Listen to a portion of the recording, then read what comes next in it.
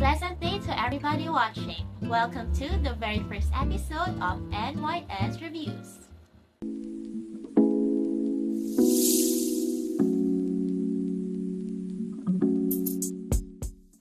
Hi, I'm Neil. Hi, I'm Yumi. And I'm Sui. So, how are you guys doing today? I feel great. See, what about you? I'm actually very excited that we're going to do a book review. So, it seems to me that you are both ready to start our book review. Okay, so to officially start our book review, I will be introducing the very first book that we specially chose for this occasion. So the book we picked is something that will not just fit our taste, but will also be something that will resonate with the hearts of you, dear readers. So, Neil, can you please bring out the book? So, Yumi, please give us a brief description of the book.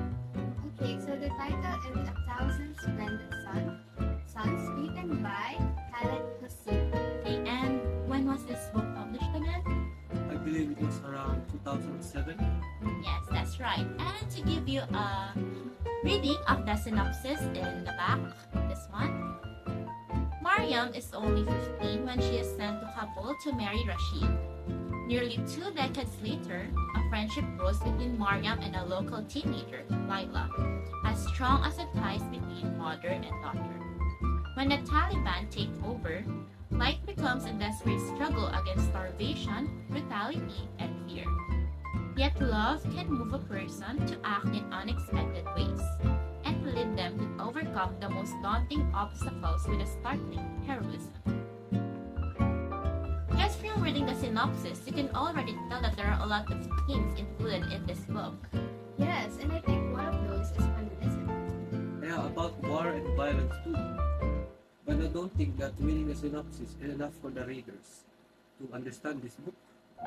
Yes, that's right. So, for our readers or for our viewers to better understand what we're talking about and what we're reviewing, can you please give us a summary of the entire book? Yes, sure.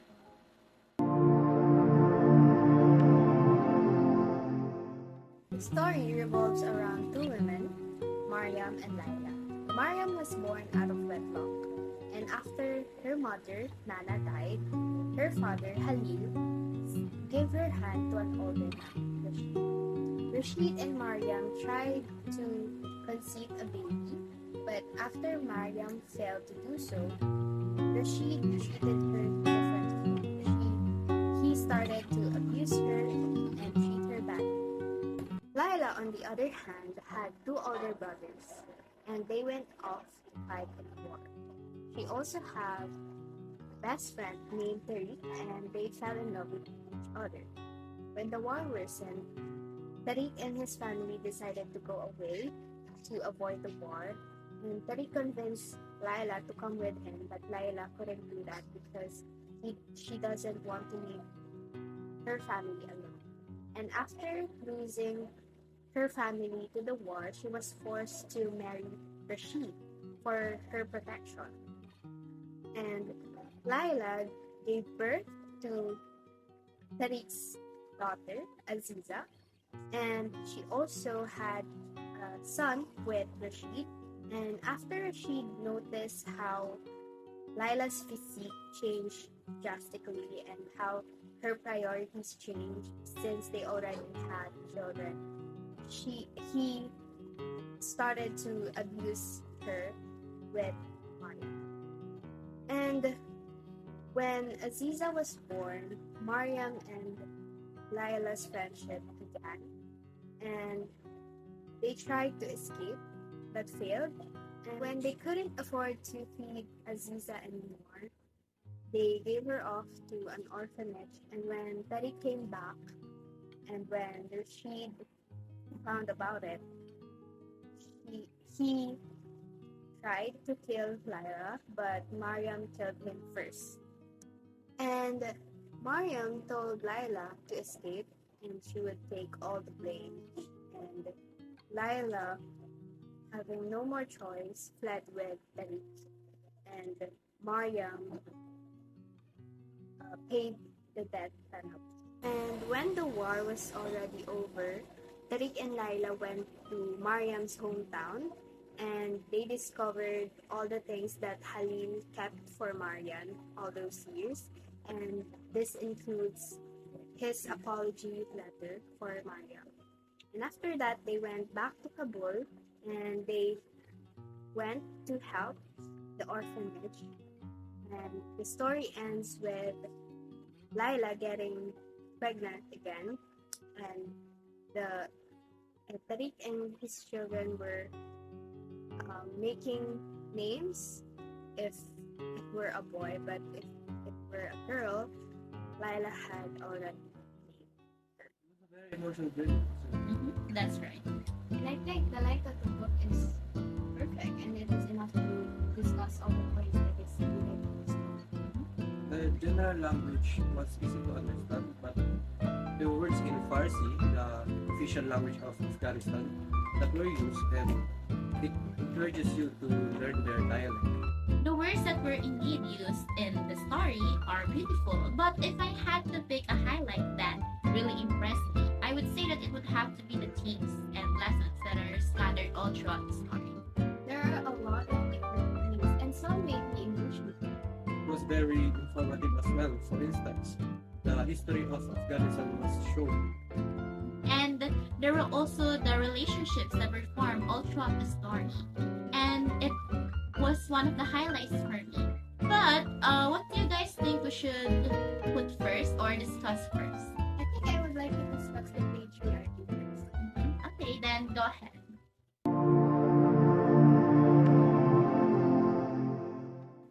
One of the main themes in the story is patriarchy and how it degrades the value of women. This was shown when Nana was altogether damned by the society when she bore a child to a married man, Halil. And instead of blaming Halil for doing that, Nana received all of the scrutiny and all of the hatred from Halil's wives. And Halil had it easy while ruining the lives of Mariam and Nana. We can also see that Rashid is also obsessed with burqas to cover up Mariam and Laila. And when Mariam saw the porn magazine of Rashid, it just shows that Rashid is just trying to protect her from his kind. This is also very prevalent nowadays since men want to cover up women and they think that it is disgusting when women show their skin, even just a tiny bit. And also when Laila got pregnant, he started to see changes in her physique and her priorities since they now have babies. And he started to abuse her like what he did with Mariam. And we can see this still right now that women's value are limited to our wombs, that our only purpose is to give birth and to raise our children. And this is still happening up until today. We can also notice that during the reign of the Talibans, women were prohibited from going outside to study and also to work. And they always need to be accompanied by their men. And this just shows the active violation of women's basic human rights and how this should stop. You know, I actually was very frustrated when I read through the entire thing, seeing as to how Mariam, Laila, and the other women were being mistreated. But as much as I hate to say it, it really is historically accurate. The book did an amazing job to showcase how society treated women back then, as well as how taking it to the perspective of the world. But there is a specific theme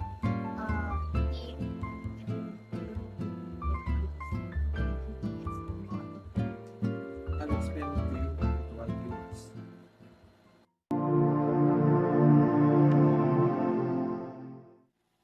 A disclaimer. This story is based on what happened in Afghanistan. It is not fictional, the brutality, the deaths, and all.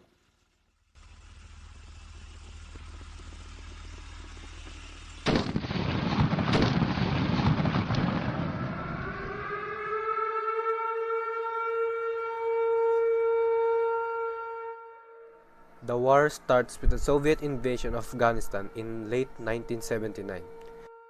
The Soviets acted quickly. Within days, the commando unit of the KGB had already taken the military and assumed control over the capital, Kabul. They propped up a pro-Soviet government. Guerrilla fighters known as Mujahideen opposed the Soviets and were the rebel forces. They were covertly armed by the US to drive off the invaders.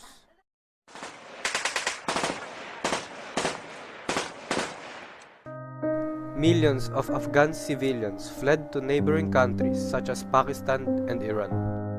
However, millions of innocent lives still died in the conflict.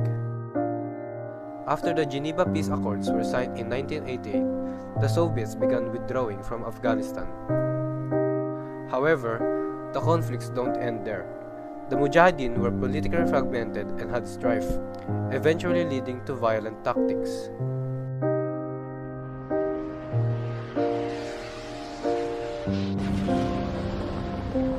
The spared city of Kabul from the Soviet war was now being barraged by missiles. In the story, Layla's family stayed in Kabul, and this is what led to the brutal death of Layla's parents, bombed by missiles like many of the innocent people in that city. So that's what happened. So you're saying that the two main forces that were involved in the war were the Soviet and the Mujahideen. It's really saddening saying that the people's lives will drastically change because of the war.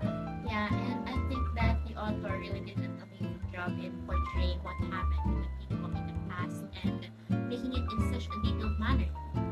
But if I had to pick another one that stood out to me, I would say that it would have to be the way that the relationship between a child and not just his or her mother, but also their father was portrayed in the story. I agree.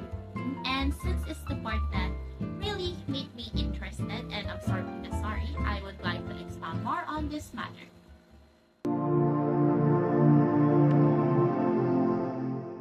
From the beginning of the story, you can already tell that Nana and Mariam's relationship isn't a healthy one, evident in the way that in the first chapter, it begins with Mariam being called Haram by her mother, Nana. Haram, which means unwanted child. And from this, you can already glean that Mariam is not a child that Nana wanted. Nana also keeps on calling Mariam derogatory terms, particularly the haram word that she always uses against her own daughter. And this is already a reflection of how Nana does not know how to do proper parenting because nobody had to guide her all throughout the entire journey of being a parent. And then, due to Nana's volatile nature, Mariam had no other choice but to rely on her father, which is an absent man, Jalil. Sure, we can say that Jalil was a good father to Mariam. However, he was not always present. This is because he has another family, a lot of them actually, to take care of since he has many wives. Since the concept of polygamy is still very prominent during the time that the book was published. Due to this, Jalil's attentions were divided among his other families.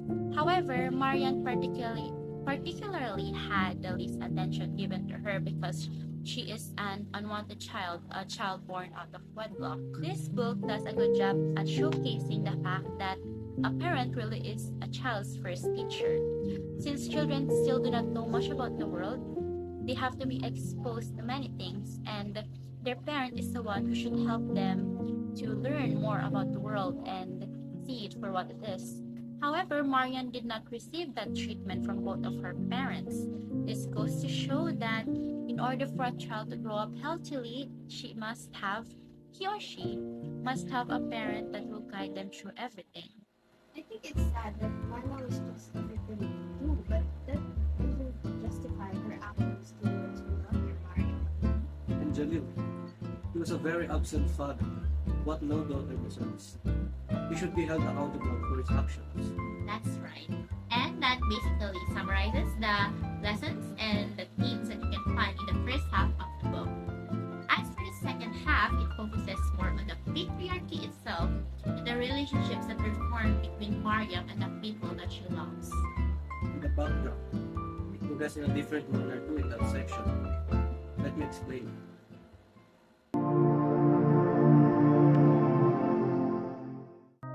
The ultra-conservative Taliban group emerged in the chaos of the civil war in 1994. They began seizing the country and enforcing harsh interpretation of Islamic law. Women, in particular, were the most repressed under these rules. The women were banned from education and employment. They were required to wear head-to-toe coverings and forbidden to travel without a male companion. Severe punishments for disobeying the rule ranged from beatings to public executions. In 2001, Al-Qaeda, an extremist group under Taliban rule, attacked New York and Washington, causing the US to retaliate with military strikes against them. The Taliban were eventually overthrown. However, the book only covers until that period, and I will end it here. So women really were oppressed back in the day, weren't they? And nobody deserves to be treated. And connected to this, you can really see just how much Mariam has suffered throughout the course of the story. And to finally close this discussion of the themes, I would like to discuss everything from the very beginning, how Mariam was just a victim in her own story as well. As a child, Mariam cannot really be blamed because the only reason why she lived a life that was full of pain was because she had no parents, reliable parents to rely on. She only had her teacher who taught her the Quran. As a teenager, Mariam also had no choice because her father, Jalil, sold her to a man that was older than her against her will. She did not even have a choice in the matter because the wives of Jalil also insisted that she be married to this man, and of course, without a home and without a companion to live with, Mariam had no choice but to just go along with the whims of everyone around her. As an adult, Mariam also had no choice because she was already married to Rashid at that time. And during the time of the publication of the book, or the setting that the book took place, women did not have any rights. Finally, at the time of her death, Mariam also had no choice because while she could plead for her innocence, or while she could say that her actions were justified, the court would never listen to her because she was a woman. In a world where the men are always favored, she had no chance to win. And the price that she paid for simply just existing and simply just fighting for her own life and the life of her daughter, Layla, she paid her own life. And that concludes all of the things that you can find in this book. A Thousand Splendid Suns is a book that does not just have pretty words, but also have words that hold so much impact and power. It is also filled with so many lessons that you can use in your daily lives, and will also serve to empower more people in the future.